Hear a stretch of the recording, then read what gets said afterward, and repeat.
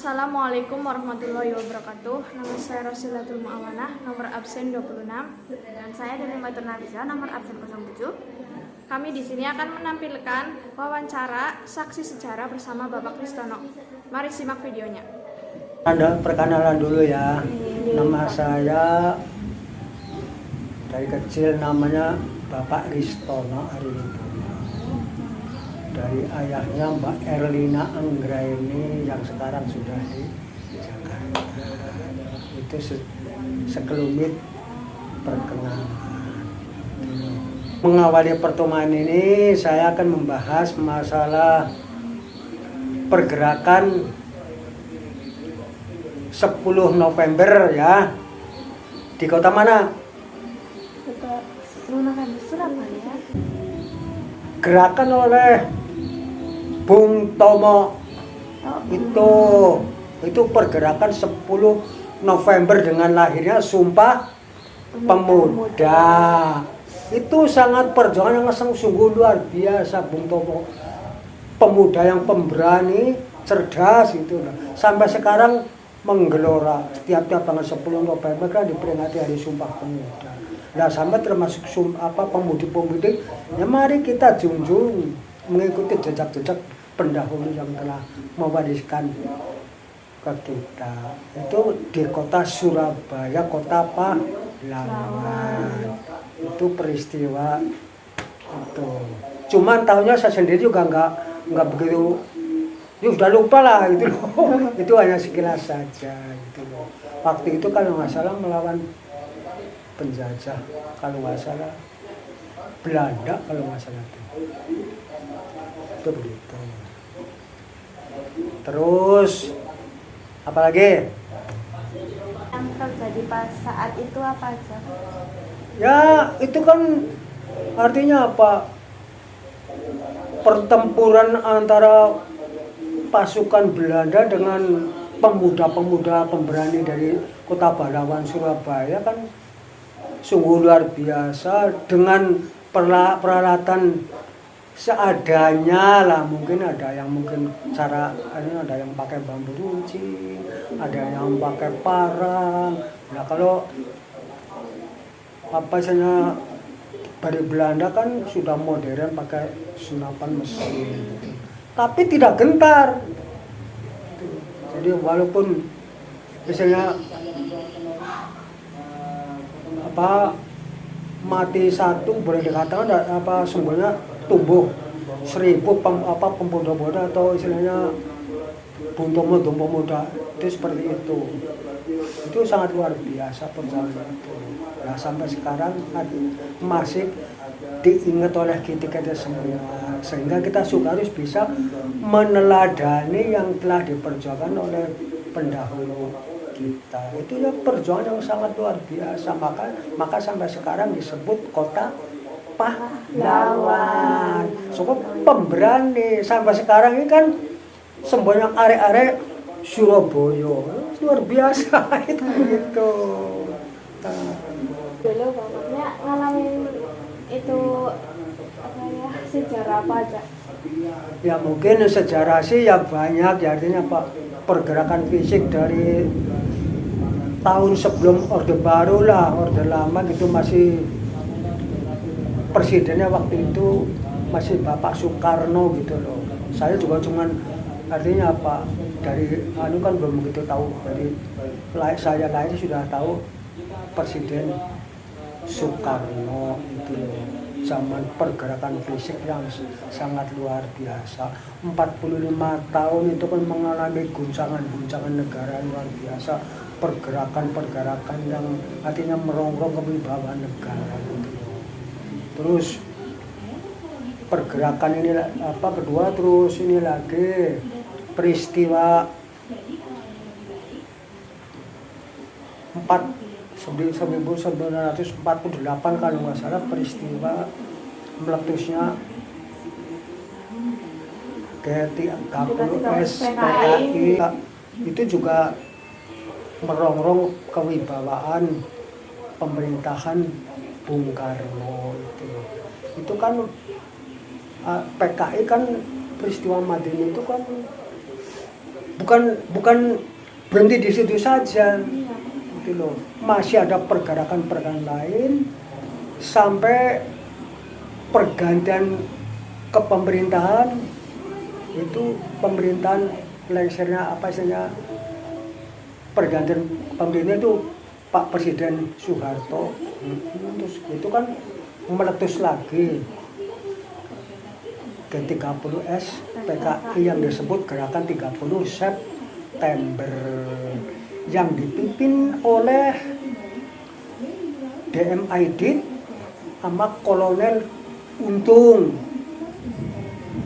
Waktu itu tuh Kolonel Untung itu apa istilahnya, pasukan pengawal Presiden Soekarno, Cakrabirawa, termasuk pasukan-pasukan yang elit. Kalau sekarang misalnya pasukan Kopassus, Komando Pasukan Khusus, itu Cakrabirawa. Nah, meletusnya tanggal 2 yaitu 30 September, yang artinya apa, sampai Presiden Pak Harto lah, Soeharto memberitakan kepada, kalau nggak salah, Bapak Komandan Kopassus, Bapak Sarwo Edi Wibowo, orang yang asli dari Purworejo, mertuanya Bapak SBY, mantan Presiden periode berapa kemarin itu sama Pak Harto. Waktu itu dikasih waktu kalau nggak salah berapa menit kamu Sarwo menyelesaikan masalah ini. Saya secepatnya 15 menit. Kan waktu itu gedung RRI Nusantara sudah dikepung sama PKI itu loh. Itu memakan korban 7 jenderal. Itu kekejaman PKI itu loh. Kalau nggak salah Jenderal Ahmad Yani, Jenderal S. Parman, Jenderal Suyono, Jenderal Suprapto, DI Panjaitan, KS Tubun, terus siapa lagi satunya lagi, Sugiono, 7 jenderal. Ditambah satu lagi putrinya Jenderal Aha Nasution, Irma Nasution. Itu diculik jam 3 mulai. Jam 3. Mungkin sampai kalau pemutaran film tuh pas ketika berbaca ngeri. Disiletin bakal, ya Allah. Pasukan Gerwani itu anunya dimbang banyak di daerah ini loh, Halim Perdana Kusuma itu di Sumur Tua masuk ke situ. 7 jenderal itu. Jenderal yang paling pertama itu jenderalnya itu Ahmad Yani, itu juga orang Purworejo. Jenderal yang paling tinggi Jenderal Ahmad Yani. Kalau dulu kan jenderal-jenderal kan enggak di kayak sekarang, ya jenderal sudah ada maksudnya ada anak buahnya ajudannya suruh jaga di rumah. Dulu belum pengawal maksudnya. Dulu belum ada itu kelengahan waktu itu tuh. Jadi gampang diserang. Iya, jadi itu memang apa cara gerilya atau cara pemberontakan itu rapi sekali. PKI menyusup gitu loh. Bisa kak ABRI tidak disusupi. Taktiknya canggih gitu loh. Terus ke Indonesia cara apa masukan politik ID. PKI kan dari Chinese ya. Yang enggak itu kalau nggak salah yang enggak itu artinya apa, dari angkatan itu anak buahnya Pak Harto yang dari Kostar gitu.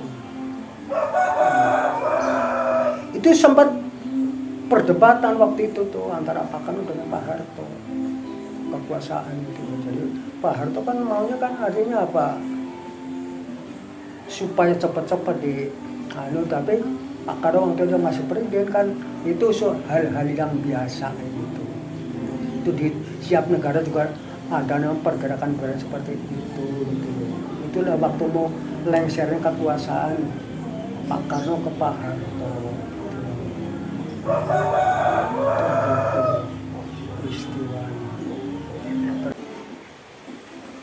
Nah sekarang lahirnya Orde Baru,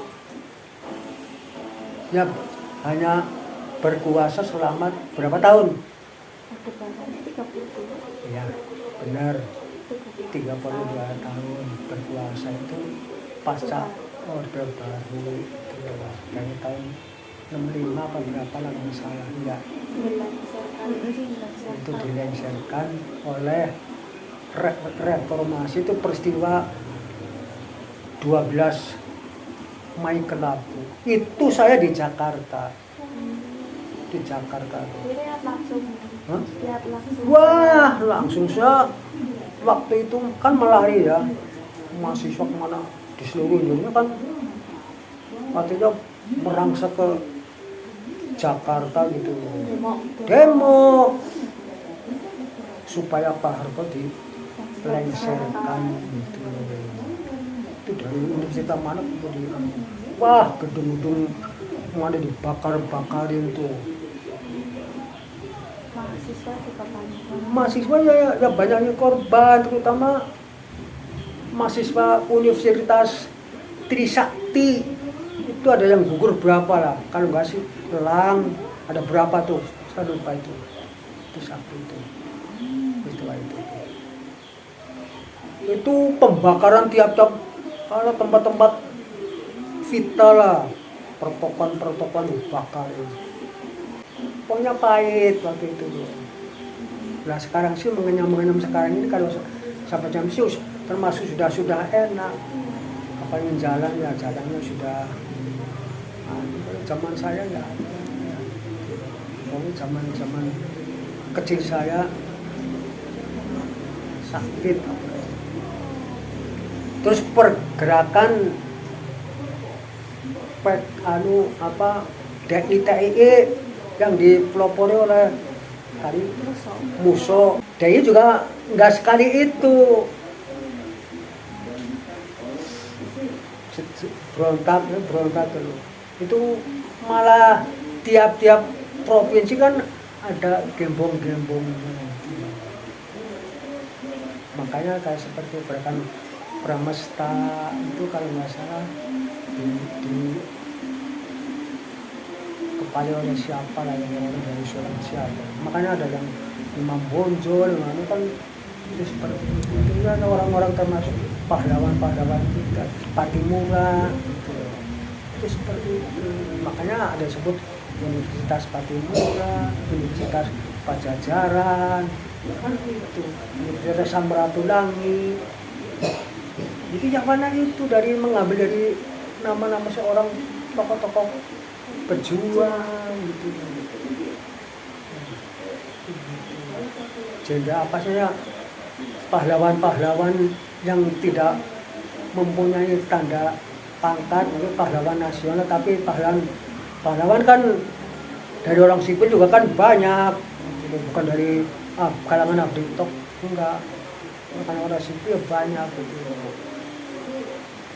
Terus waktu itu kalau nggak salah tahun 1955 tuh PKI berontak yang dipelopori oleh Muso. Saya sudah di sini kalau nggak salah umur berapa nih? Saya pernah sama kakak saya tuh lari pas jam berapa ada DII masuk.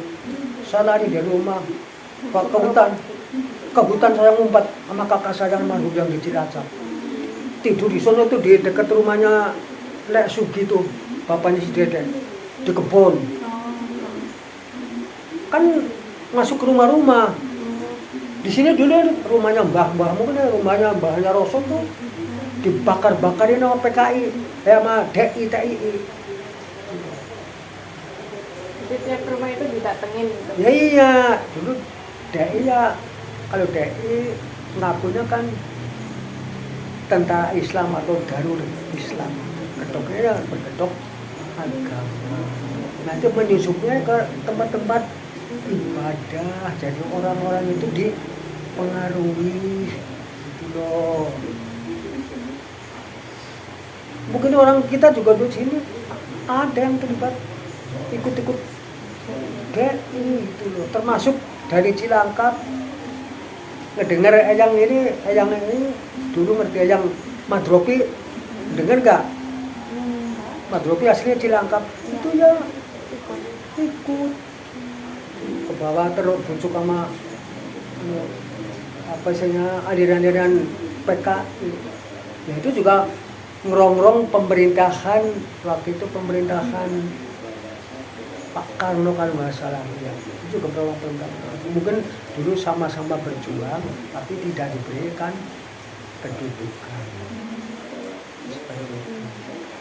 Jadi kan namanya orang ya kan, aku tuh berjuang sampai nggak dibutuhkan rasa sakit hati, akhirnya mendirikan apa, meresolusi atau anu lah gitu loh, apa menghimpun gerakan-gerakan. Sekarang juga banyak kadang-kadang seperti itu ya, untuk mengerongrong pemerintah yang besar.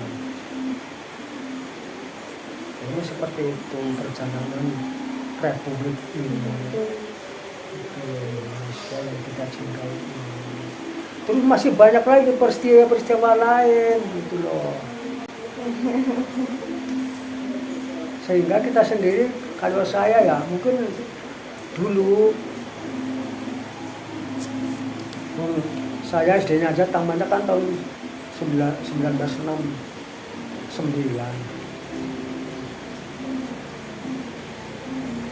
Mungkin di seleting saya masih Pak Darsono dulu bareng Mas kelas. Terus di sini siapa itu namanya Dirso juga bareng saya. Itu SD-nya seperti itu. Sekolahnya ada di Tamen, di tempatnya ada Nyotong itu dulu di rumah-rumah. Belum ada sekolahan sih, rumah-rumah. Sebab belum lama. Hah? Masih gimana lah, negaranya belum stabil. Ya belum stabil, artinya belum bisa. Pemerintah ya belum, ya sebab negaranya masih katakanlah belum, penataan pemerintah belum serapi sekarang ini, sebab masih banyak gerombolan sih, sehingga kadang-kadang sekolah yang nempel-nempel ke rumah-rumah penduduk. Yang ada kalau nggak salah dulu SD pertama itu SD Cionje 1 itu di Pasar Wage. Pertama tuh, terus Cilangkap ini ada 1971 tuh dia itu dirikan Cilangkap itu dari SD. Kalau sekarang udah tiap dari Sion Jaja udah berapa SD tuh Cilangkap banyak. Makanya itu adanya perjalanan bangsa Indonesia. Nah, makanya kami selaku generasi penerus jadi bisa menularkan, artinya apa,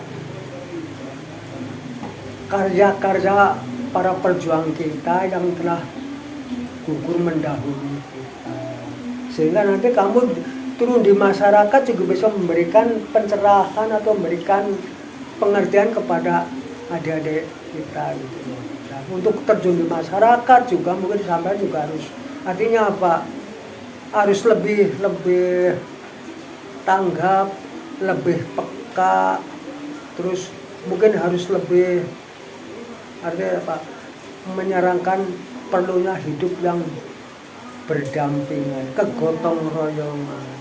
Sebab kalau gotong royong kita sudah kuat, sudah berlancar, apapun bisa terlaksana.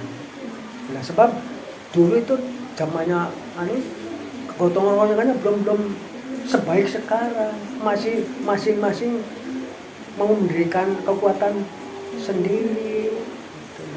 Sehingga kan sulit untuk terwujud. Zaman Jepang itu dulu, zaman Jepang tahun berapa lah itu saya juga lupa. Itu di sini ngomong zaman Duntong. Duntong itu kan ada kentong, maksudnya orang-orang pada supaya ngumpet masuk ke bunker. Dulu pada bikin cubluk, gali tanah buat ngumpat. Itu aba-aba, kalau ada itu bunyi orang berapa masuk pada sembunyi. Padahal itu kekayaan alam Indonesia dilimit sama Jepang, dibawain. Itu pinter-pinter Jepang. Perang itu. Kayak jadi kawannya sih kayak operasi dan Iya dulu. Terus zaman dulu ya itu Jepang buat jalan dari masih dari ujung timur dari hanya sampai ke Panarukan itu loh, dari Pulau Anu sampai ke Aceh kan gitu. Itu kerja rodi. Itu banyak rakyat Indonesia yang mati nggak dikasih makan sih, kelaparan. Itu Jepang itu kasihan banget itu.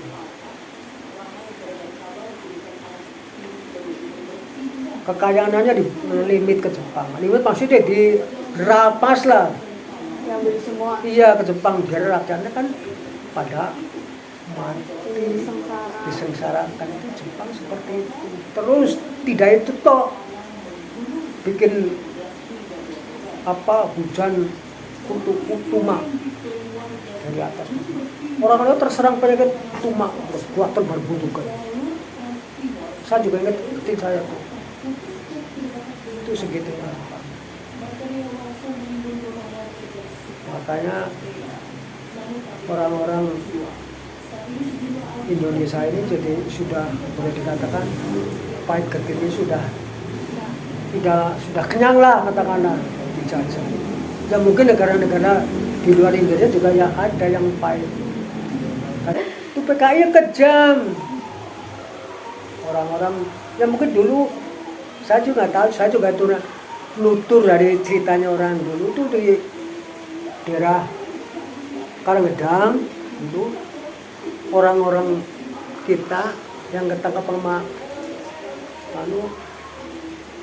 istilah DI dibawa ke Karanggedang, di soto dibarisin, diberondong, tembak. Ada yang nggak ada terus guling itu tanggapnya sudah mati, ada masih pura-pura mati. Ya, orang-orang kita juga di sini ada, tapi sekarang sudah mati. Alhamdulillah jadi anggota dari TNI.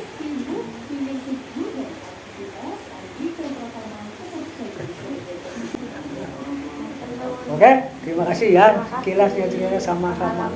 Iya. Cerita. Iya. Makasih ya Pak. Iya, berbagi itu. Sekian dari kami. Wassalamualaikum warahmatullahi wabarakatuh.